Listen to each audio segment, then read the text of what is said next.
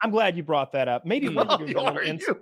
yeah, body modification. All right, I want to talk about ancient body modification. Maybe Wendigoon's ever had some of his creepy ass. He's an expert. He mentioned before. Because one of those things I saw was that I think this is that South American tribe that would practice the skull elongation, where they wrap the baby skulls, and you can see photographs of babies that have had it done, and their eyes are bulging. But what they end up with is these skulls that have been found down there, and they look like X-Files aliens, okay? Like legitimately, and they're real.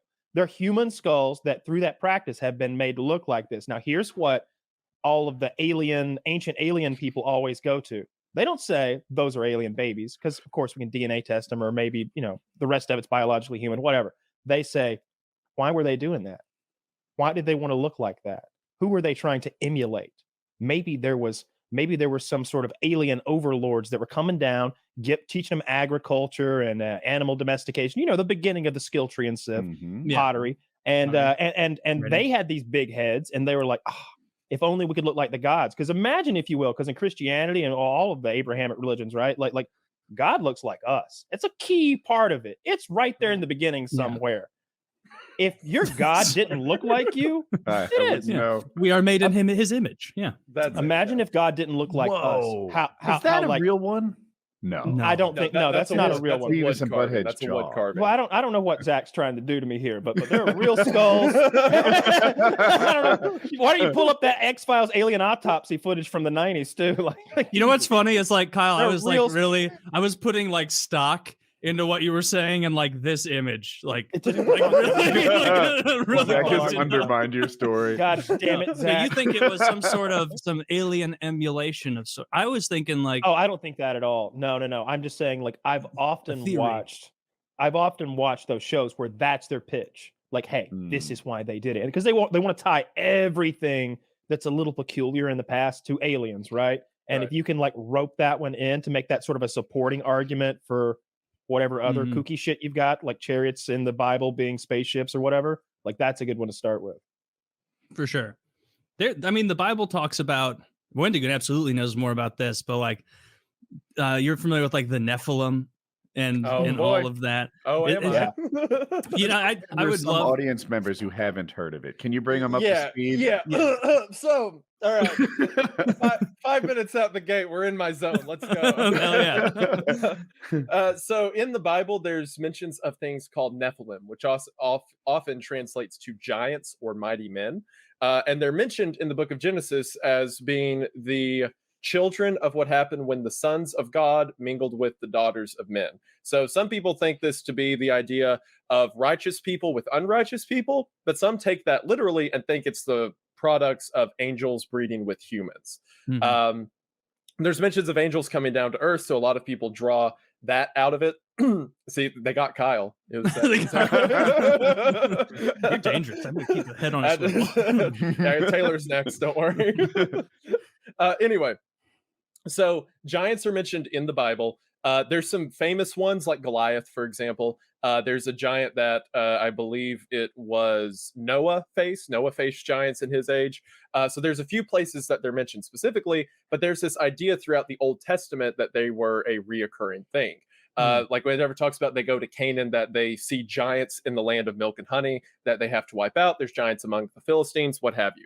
So the idea is there's this biblical record of giants, and there's also a record of giants throughout other written histories. Like pretty much every group of people either had a legend or history of giants somewhere in their culture. They tend to pop up around the historical record.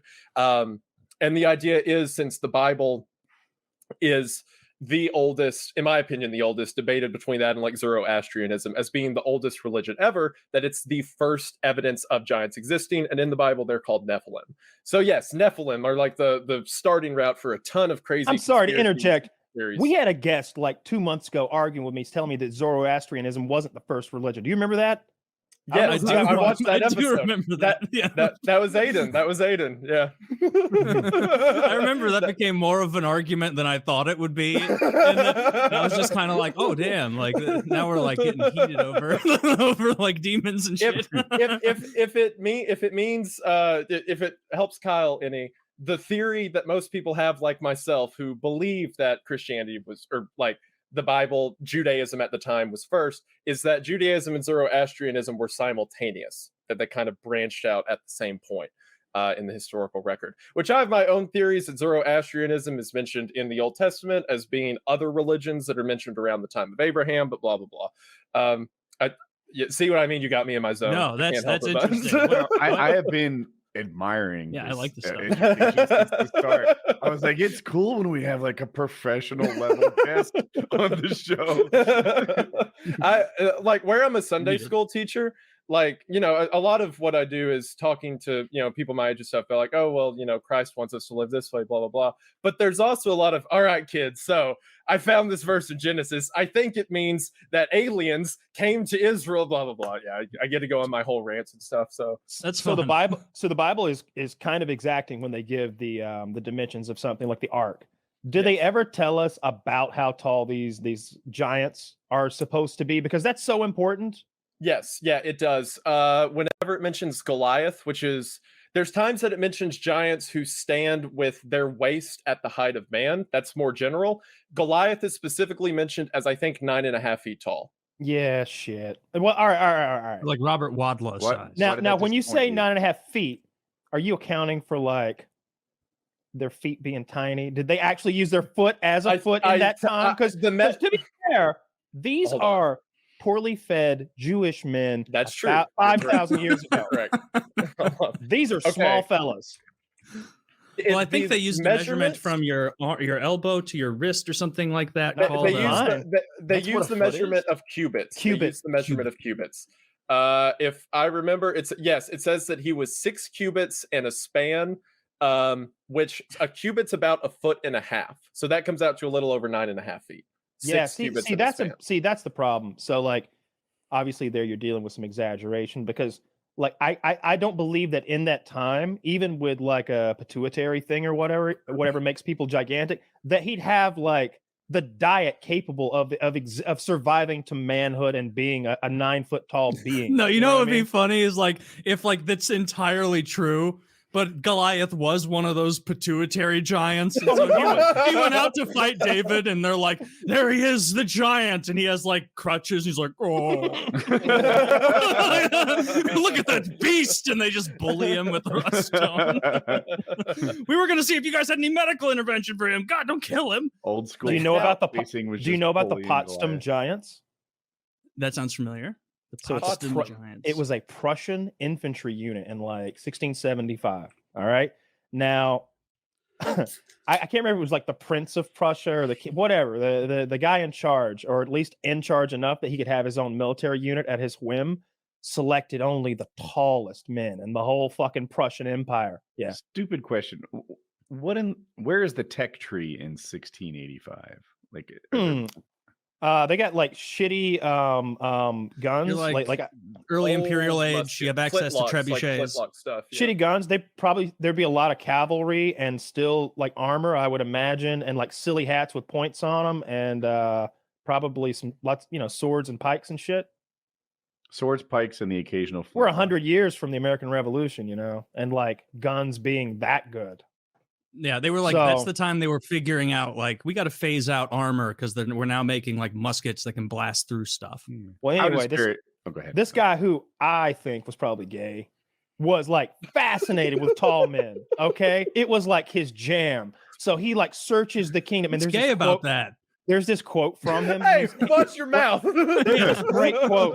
And he's like, wow, you can't have a harem of tall men or it's gay. That's exactly. He's got this great quote. I want Zach to find it. Well, I've given some context clues to his identity. I just can't remember the fucking, Prince of Prussia's name. But he said something like, keep your this, keep your that. Give me a tall man. You may be on to something. But he was like, this would be a good video, I think, because like this regiment apparently was really tall guys, because he searched the whole like country and he even had a breeding program where he was trying to like pair up the tallest women and the tallest men to, make an even taller regiment. He never used them in battle because he was so beloved. They were so beloved. What on earth? I'm looking at his Wikipedia. The height of the king who organized this, 5'3". And so imagine how monstrous this battalion, and apparently the minimum height was 6'2", which back then is enormous. Like Yes. like Today, 400 6'2" is years usually ago, the tallest guy in a room. Yeah.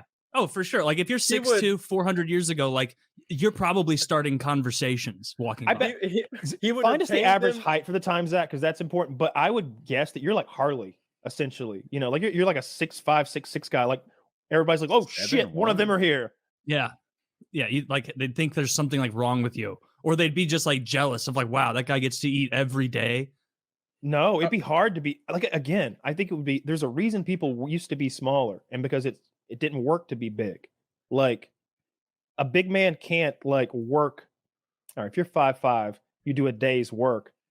That gives you enough grain to support your 5'5" body or whatever from the boss.